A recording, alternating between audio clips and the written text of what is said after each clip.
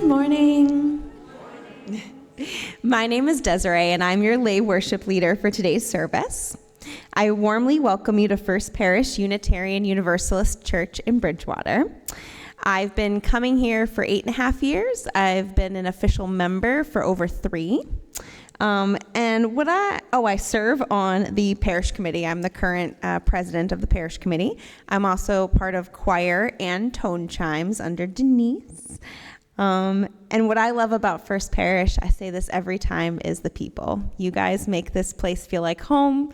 You make this a place that I want to come to every Sunday just so I can see you guys. Before we begin our time of worship, we do have some announcements, so I'll invite Angela up first.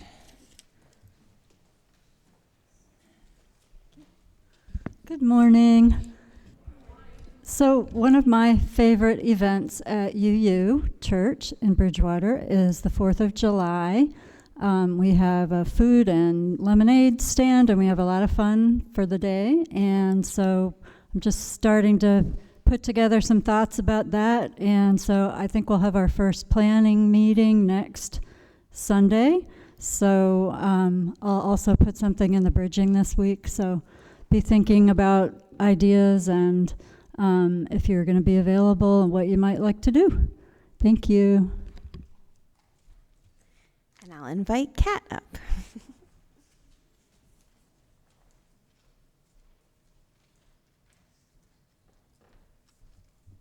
Good morning. A couple weeks ago, Reverend Rosemary announced the most exciting event of the year, which is the annual meeting. I'm here to announce the second most exciting event, which is the budget meeting, which will be held on May 25th after services, after coffee hour. So if you have questions about the budget, I think the packet is coming out later today. Mm-hmm. If you have questions, prepare to join us at that meeting, and we'll answer them as best we can. Thanks. So Kat took one of my announcements. Yay! No, you're fine. The other announcement is, so the annual meeting, like she mentioned, is June 1st, Sunday, June 1st, after service at 12 o'clock here in the sanctuary. So after service on June 1st, go up, grab your coffee, snacks, but then come right back here for annual meeting. And also, like Kat said, a packet's going to be sent via email today with the for the annual meeting, so you guys can look it over. Also, from Debbie, looking for an opportunity to volunteer. We're still looking for coffee hour hosts for some upcoming weeks. Please sign up on the clipboard in the upper parish hall, or you can see Debbie. It's back. Save your metal for the Metal Recycling Day, which will be in October. Bridgewater Recycling Incorporated brings a container here for your metal, and all the proceeds go to support the Bridgewater Food Pantry. So if you have any metal, October of this year, save it. All summer, yes. And then there are some flag raisings going on. So the Pride flag will be raised on Monday, June 2nd at 3:30 at the Bridgewater Public Library. And the Juneteenth flag will be raised on Monday, June 16th at 3:30 at the Bridgewater Public Library. So let's show our town council how important these are to us and come out and show some support for those flag raisings. Was there any other announcements? No? Okay.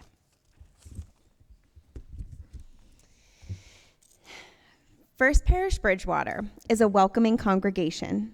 We proudly fly the rainbow flag to symbolize our welcome to people of all identities, ages, and backgrounds. If you're new to First Parish, we hope you enjoy your experience this morning. We encourage you to fill out the guest book at the table at the rear of the sanctuary, being sure to include your email to receive church updates. For newcomers joining online, please see the sign-up link that will be posted in the chat. We invite all who are here in person to join us after the service for a time of fellowship in the upper parish hall. Our service is being hosted via Zoom and is being recorded for Bridgewater Cable TV. You can find the link in the YouTube video in the weekly bridging. The recording, though, is turned off to protect your privacy during the sharing of joys and sorrows. In the event of an emergency or evacuation drill, please leave the building through the main sanctuary doors behind you, or should you need a ramp, through the School Street entrance to my left. You are welcome here. Thank you for joining us, and your presence makes a difference. We will now begin our time of worship with the prelude.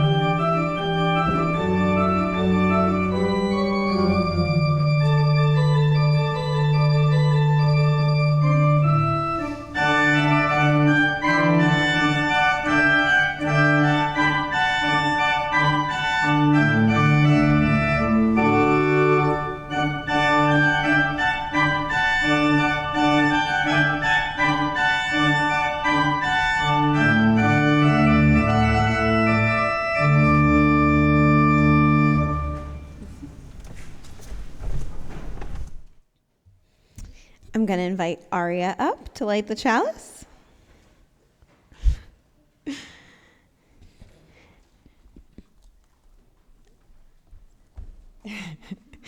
Okay, so please join me in reciting our chalice lighting words.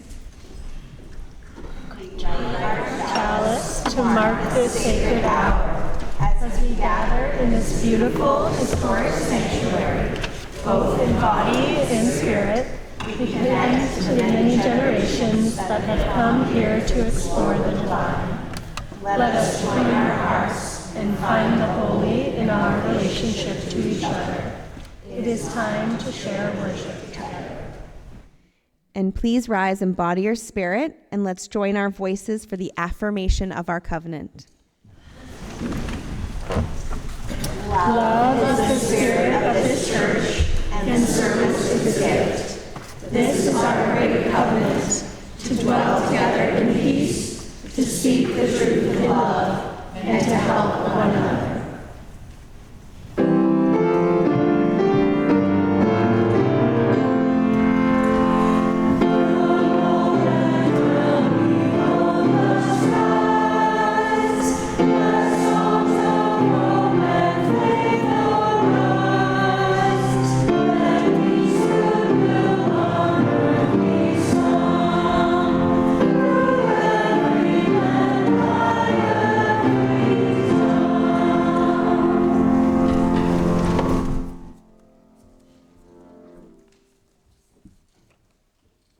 Good morning, everyone. It is so good to be here with you today. I am losing my voice, so forgive any weird noises or pretend singing that I do today. Okay.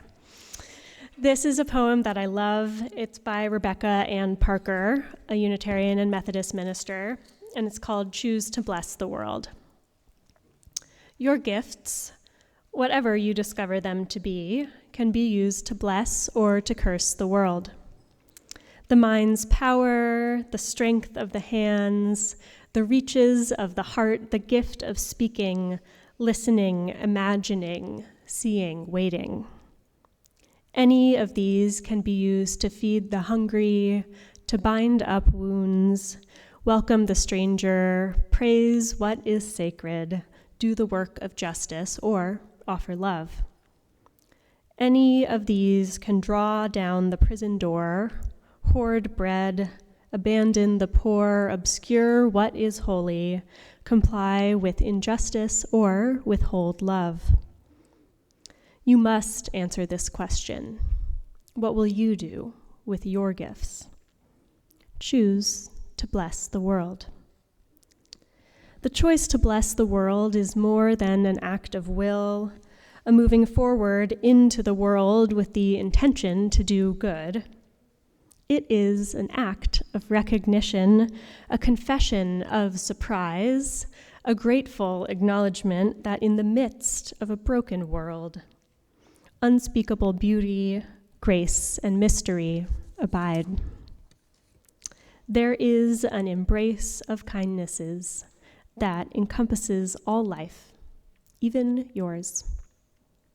And while there is injustice, anesthetization, or evil, there moves a holy disturbance, a benevolent rage, a revolutionary love, protesting, urging, insisting that which is sacred will not be defiled.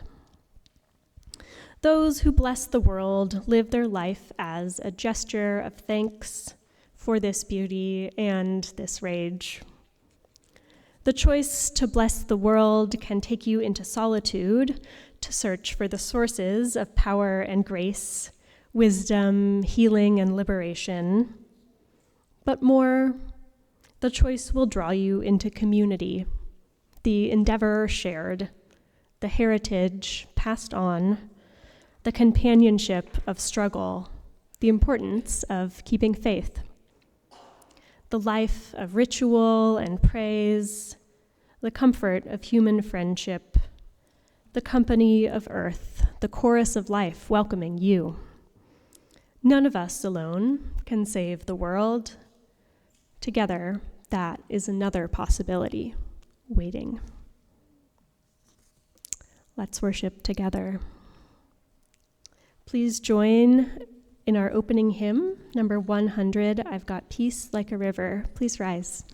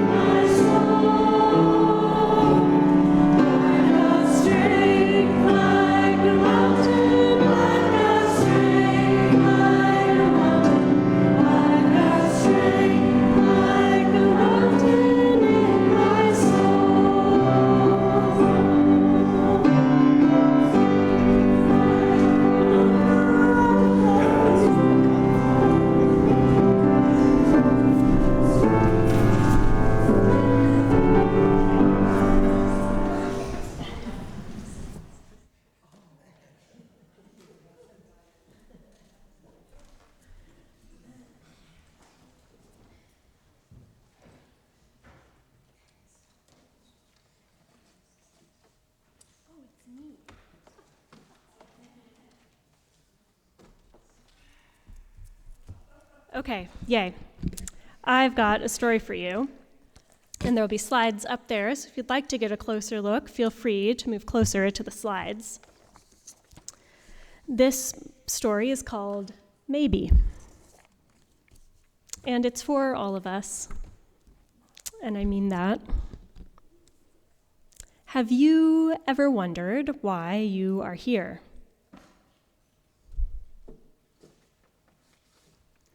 You are the only you there has ever been or will be. You have so much to offer.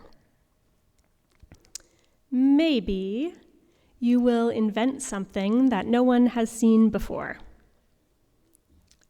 Maybe you will build things that reach high into the sky. Your life is yours. Try as many things as you can try. See as much as you can see. Wherever you go, take your hopes. Maybe you will help others see the beauty in each day. Or maybe you will lift cheering crowds onto their feet. Do everything with love. Follow your heart and see where it leads you. Maybe you are here to shine a light into places that have been dark for far too long. Maybe you will speak up for those who can't speak for themselves. Maybe you are here to help in ways that only you can. There will be struggles, there will be fears, and it won't always be easy. At times, it will feel really hard. You might make a mess of things. You may fall down. You may fail. But you will also get back up, and you will rise a little stronger and a little taller. Because there really is more inside you than you know. And this world needs your gifts, your talents, your big ideas. And maybe you are just getting started. What if you, right now, are only scratching the surface of what you can do and who you can be? What if you have talents you haven't discovered yet? There is something powerful, even magical, about you. You already have everything it takes to do big things. Maybe you have no idea just how good you can really be. And maybe you don't know how much you matter. But maybe, just maybe, the world has been waiting centuries for someone just like you. One thing is for sure, you are here. And because you are here, anything is possible.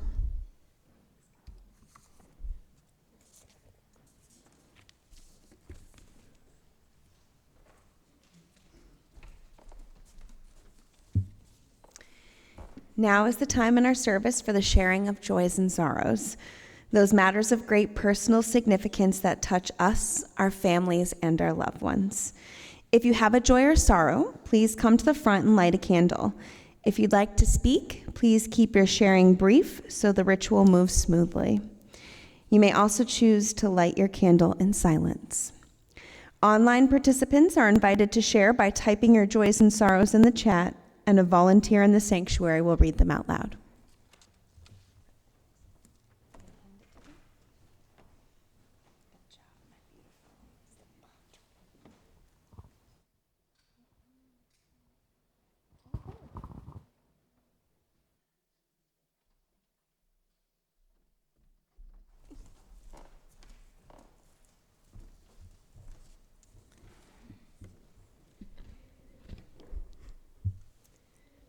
So good to be here with one another today, holding all that is on our hearts, all that remains unspoken in that silent, sacred sanctuary.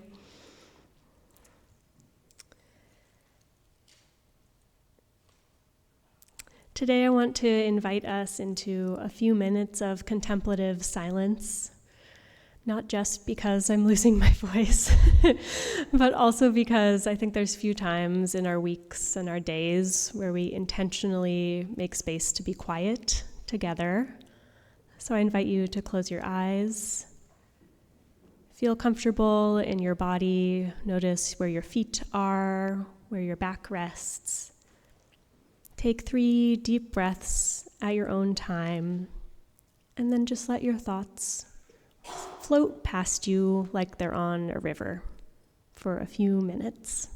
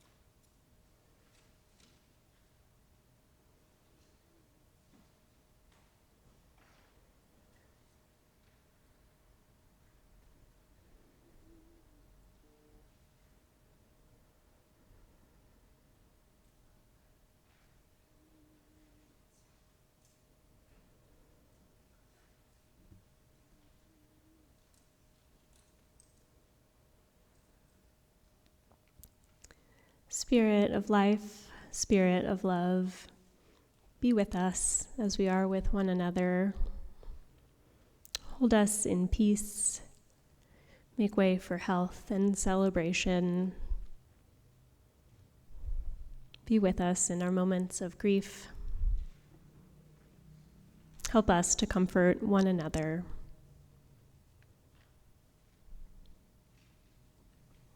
Amen. You can stay seated for our musical meditation. This is also by Rebecca Parker.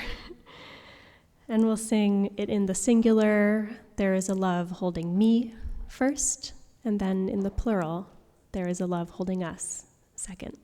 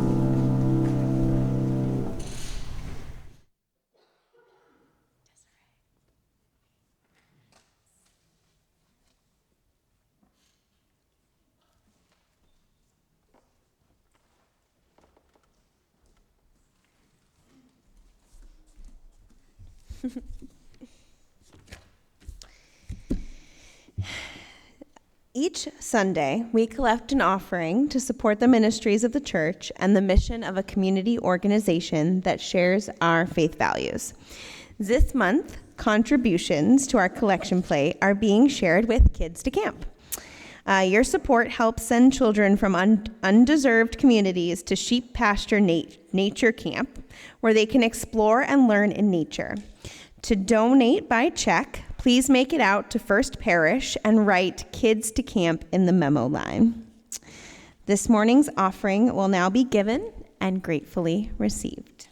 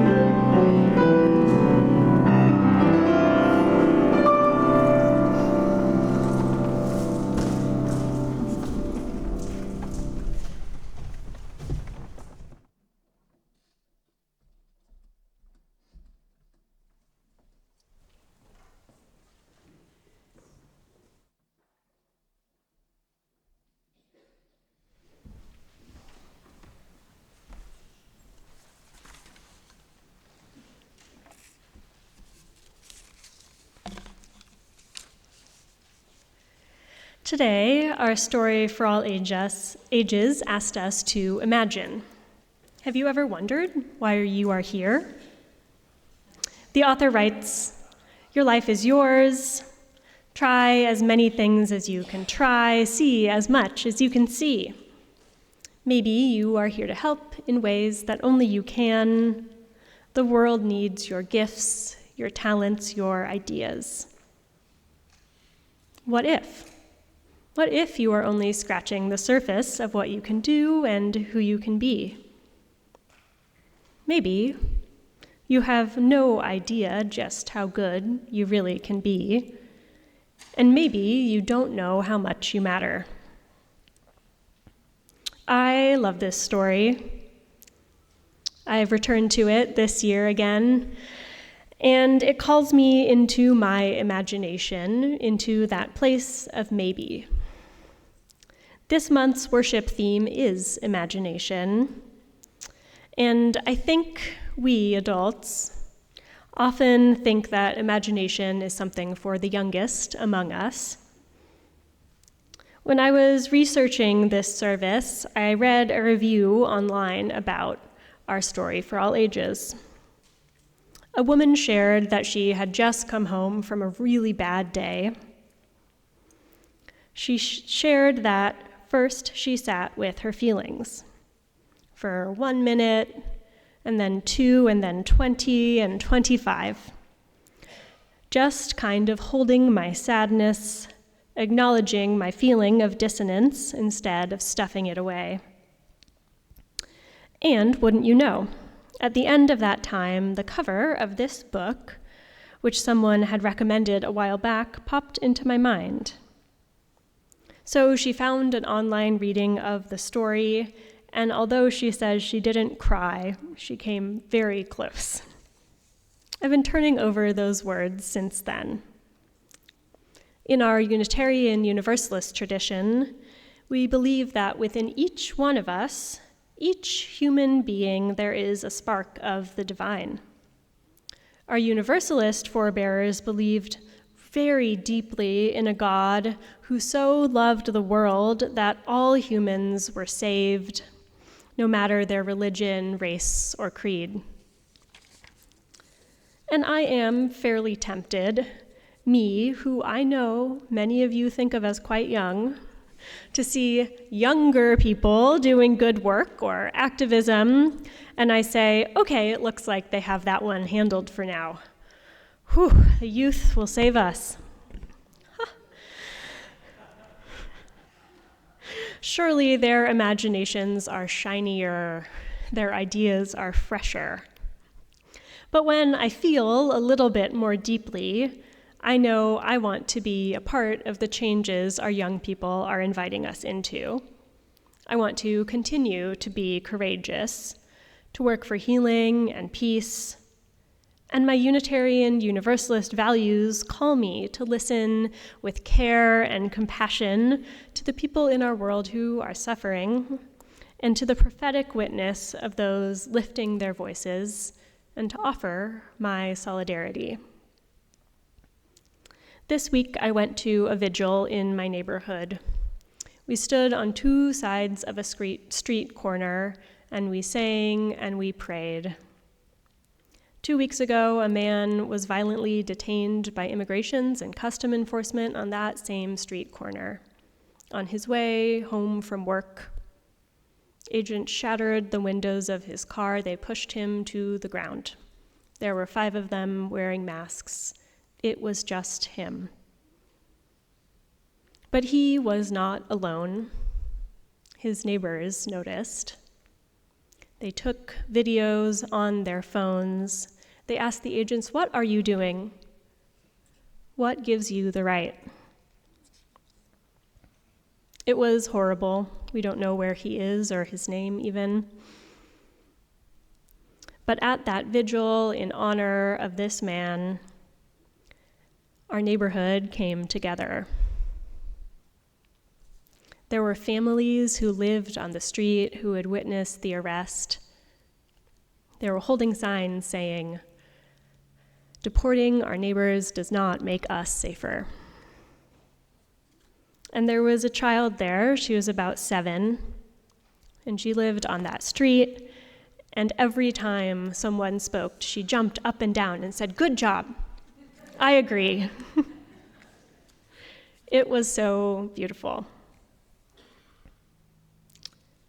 There are people working hard to create mechanisms to mobilize community care in our world right now. There is a hotline that you can call if you see immigrations and custom enforcement in your neighborhood, and they will send someone to verify that. Just last week at the UU Church in Newton, they held an ICE Watch training people to be legal observers during these arrests. A teenager was there, and 2 days later, she was the one to witness an arrest of another man in her community in Waltham. So she stood there, feet firmly planted, knowing she was held in community and knowing that she could do this, and she took a video and she sent it to the organizers. The organizers showed up, and when they found that there had been a child left behind in the car, they walked her home. We keep one another safe, and we have to imagine new ways of doing this right now, especially. We need to become a physical manifestation of community care and solidarity. So our lives are ours, all of ours, not only the youngest among us. And there are big ideas which live within each of us, which will serve our values and help to heal our world, to bless our world. Which are you holding in your heart today that you have not spoken out loud? What are the emotions we are numbing in order to move through our daily lives when the news brings us tales of violence and destruction in our communities and around the world? What courageous part of yourself do you want to nurture today? How is it that you want to reach forward? I'll invite you now into a time of ritual. When you came into the sanctuary, you were offered a small piece of glass, like a marble, a little thing. Does anyone not have one of those and needs one? Could I get an usher to bring one to anyone who needs one? Yep, Angela in the back, okay. So I want you to get that little piece of glass out right now and hold it in your hands. And if you're on Zoom, I invite you to find a stone or something to hold somewhere in your home. So the good news is that this little object has already begun its magical transformation. And today we're going to cast a spell together for courage. The ingredients of this spell are a room of people who are a community. Got it? Many little shiny pieces of glass, sources of hope, and a container of water. One by one, we'll place pieces of glass into this container, containing our kernels of maybe, of hope. And once the water spills over, the spell will be cast. So, hold your piece of glass in your hands and get to know it a little bit. How does it feel in your fingers? Is it warm or cool? What does the light look like coming through it? What color is it? Is it transparent? Unknot your shoulders, loosen your jaw, and bring into your mind something which has brought you a ray of light, a spark of hope recently. This could be remembering a moment of inspiration or a story you heard. It could be the words of a beloved friend or family member, or whispered words in your own heart. What is that little bit of maybe? Okay, this is the magic part. When you are ready, grab that hopeful ray of light and squish it right into your piece of glass. You've done it. There. You have in your hand a small glimmer of hope. In a moment, we will come forward to the altar to add our pieces of glass, our glimmers, to this vase of water. And as you drop yours in, I invite you to name out loud, just to yourself, what that source of hope is. As you line up around these two outer sides of the room, not the center aisle, I invite you to stay silent and listen for the sound of splashes, of little bits of hope coming together.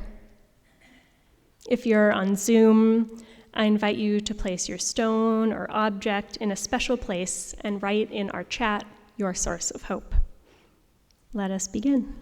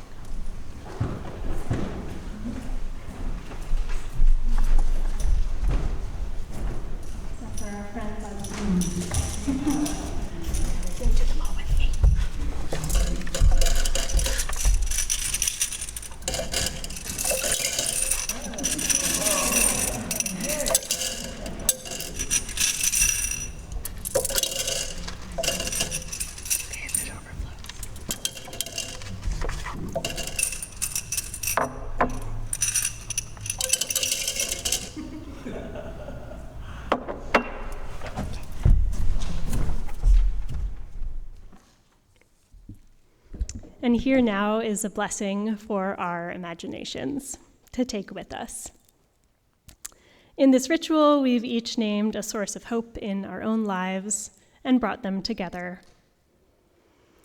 According to the poet Mark Nepo, the original use of the word courage meant to stand by one's core, a concept that reinforces the belief found in almost all traditions that living from the center is what enables us to face whatever life has to offer.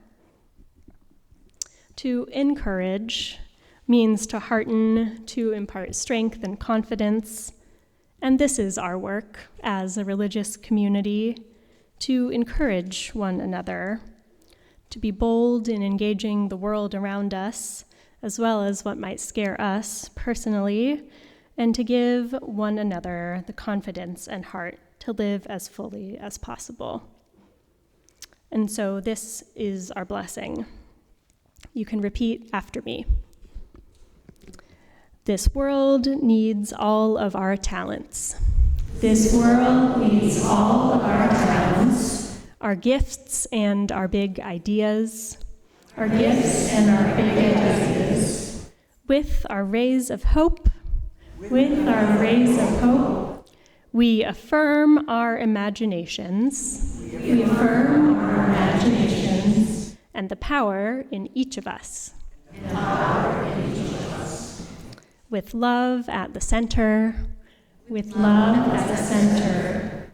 we nurture our responsibility to be bold and courageous. We nurture our responsibility to be bold and courageous. May it be so. We'll now sing our closing hymn, which is Swimming to the Other Side. Can I ask Victoria to come up here to help us lead? You can rise as you're willing and able.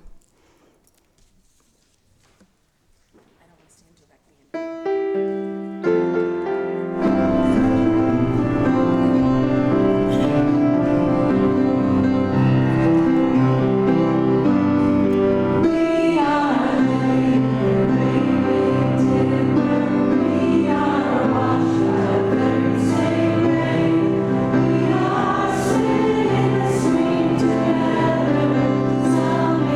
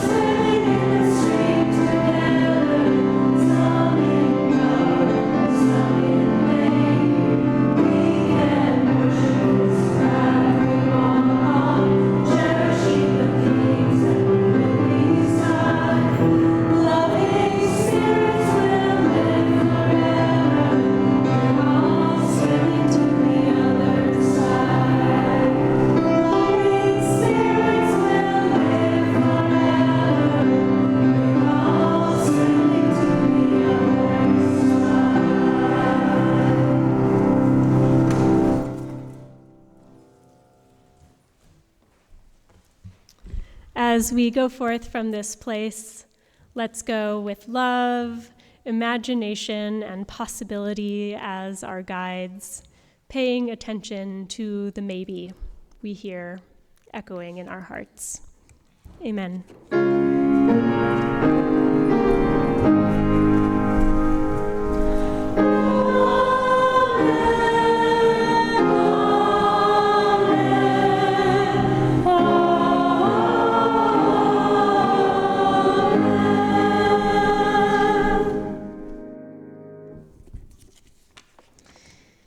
It is time to extinguish the chalice, so please join me in our chalice extinguishing words.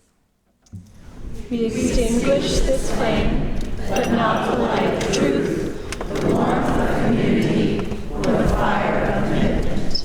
These we carry in our hearts until we are together again.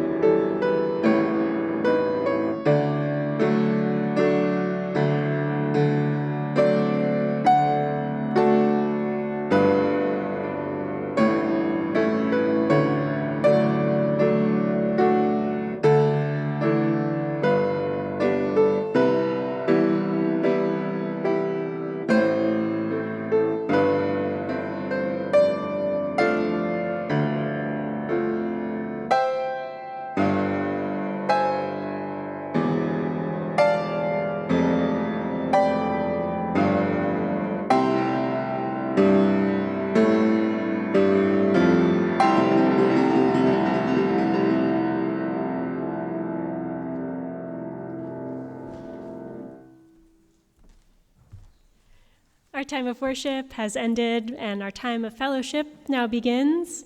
Please join us in the Upper Parish Hall for our coffee hour. And come back next week. Our congregant David Page will be sharing his reflections about Memorial Day.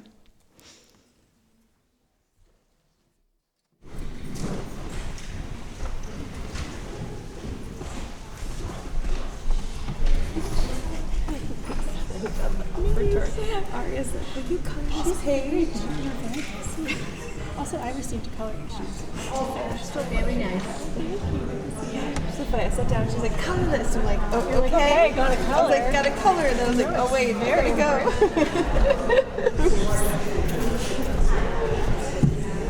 I have to tell you,